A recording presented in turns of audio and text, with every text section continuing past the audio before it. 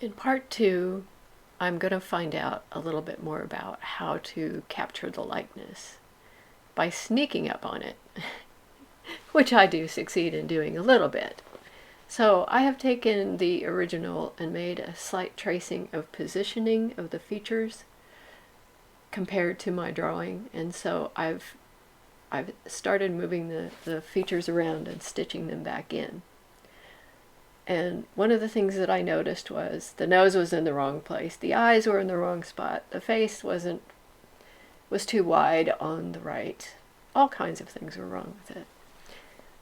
I did move the mouth and then proceeded to move the eyes, and then promptly accidentally wrote over the layer that had the moved the moved lips in it, so I had to do that again later. But I continued to work on the eyes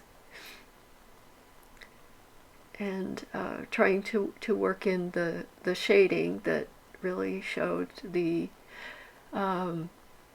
contours of the eye socket and the way that the wrinkles in Rembrandt's eyelids sat. And I kept working on the shadow. I threw in a multiply layer on top and overdid it a bit and then pulled it back a bit from where I had it.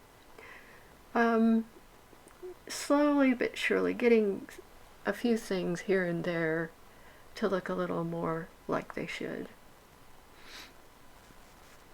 I definitely had a lot of problems with the right eye, getting it right.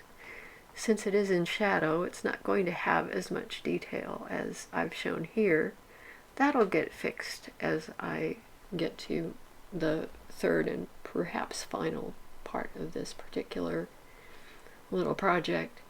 But I am learning quite a bit about the structure, the way that Rembrandt painted, by just looking at the original and seeing the small fine lines of paint that he's put in, and where he's blended things and where he's not blended things, and trying to emulate that somewhat in a digital form, which is a challenge. And so now I'm working on the nose and the upper lip and the features, working more into the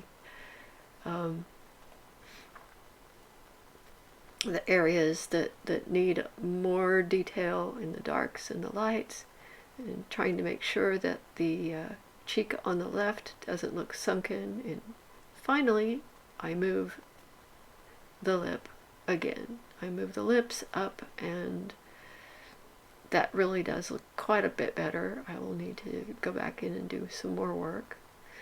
And now I've got a funny color burn. I know. I incorporated the layer that had the multiply in it, and it apparently had a color burn set in there somewhere, so I'll have to fix that up on the right side of the face. So I continue to work in some details around the eyes. It's all just a matter of working on putting the details in the right spot, which I notice at this point it's beginning to shape up a little bit more. It's just been quite a slow process, really. Probably could have actually done this more slowly than I did end up doing it. But yeah, I'm learning quite a bit as I go along. And the next thing that I'm going to do is try to work on that right eye again and pull it back from such shadow, because it's got a hard shadow at the left which really isn't there. And this is just about where I end, but I do a little bit more work in that area and then proceed to make another yeah, I'm getting rid of that burn and making a mistake in the contours, but then I'm adding a little bit more. I'm gonna probably blend that out again, but we'll see what happens in part 3. Gonna see if I can actually get it completed next time. Thank you. Bye.